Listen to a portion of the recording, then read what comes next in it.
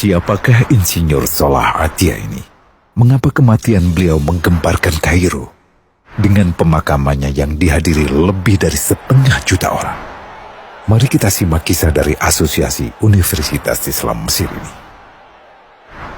Al-Kisah dari kampung kecil bernama Tafana al-Ashraf, distrik Midghamir, Provinsi Dakohlia, Mesir, ada 9 orang sarjana miskin lulusan Fakultas Pertanian. Lalu mereka pun sepakat membuat sebuah peternakan unggas, sembari mencari mitra ke-10. Namun mereka terbentur modal, maka dengan sekuat tenaga mereka kumpulkan dari hasil menjual tanah, perhiasan istri, hingga meminjam.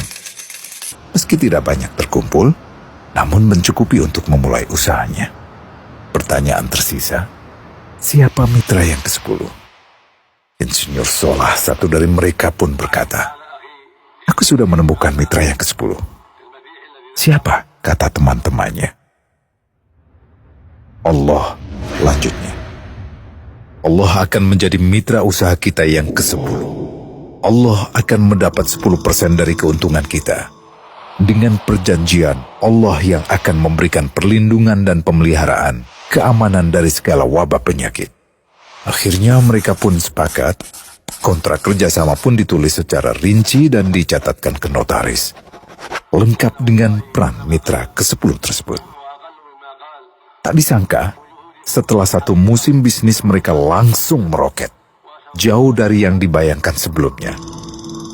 Lalu mereka pun kembali bersepakat menambah jatah keuntungan mitra ke-10 menjadi 20% di musim kedua, dan begitu seterusnya hingga mencapai 50%.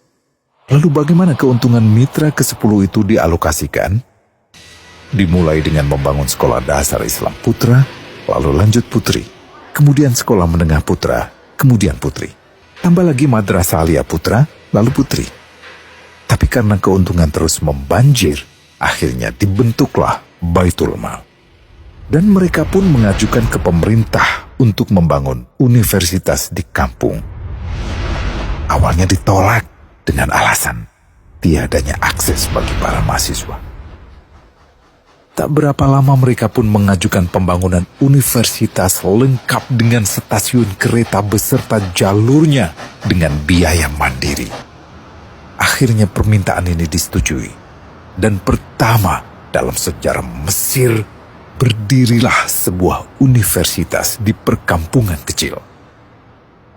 Semakin berkembang, dibangun pula fakultas kedua, ketiga, keempat hingga asrama putri dengan kapasitas 600 kamar.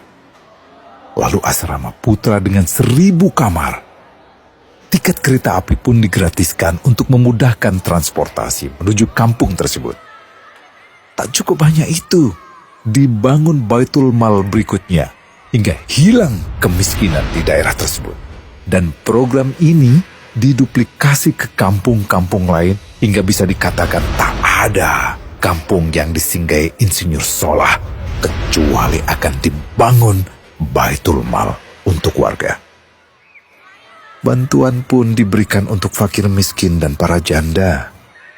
Pemuda pengangguran pun dilatih untuk mengelola perkebunan sayur hingga mandiri, bahkan sampai bisa mengekspor ke negara tetangga.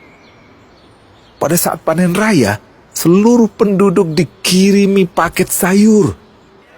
Di hari pertama Ramadan diadakan buka puasa bersama untuk seluruh penduduk desa. Mereka memasak dan hadir ke lapangan yang dipenuhi beraneka makanan. Disiapkan juga perabotan untuk gadis-gadis yatim yang ingin menikah. Dan ini semua merupakan sedikit dari banyaknya kebaikan yang dilakukan oleh Insinyur Salah. Hingga pada akhirnya disepakatilah keuntungan perusahaan 100% untuk Allah.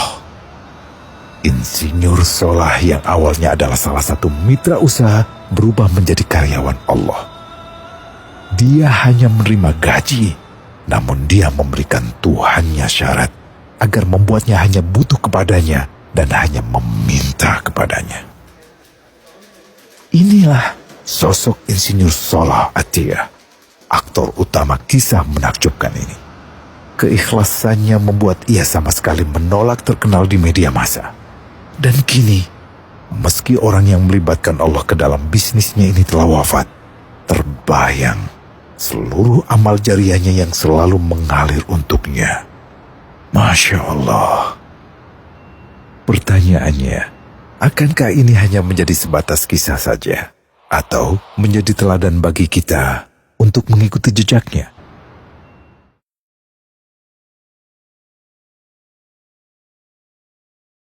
Global Wakaf dari Global Islamic Philanthropy.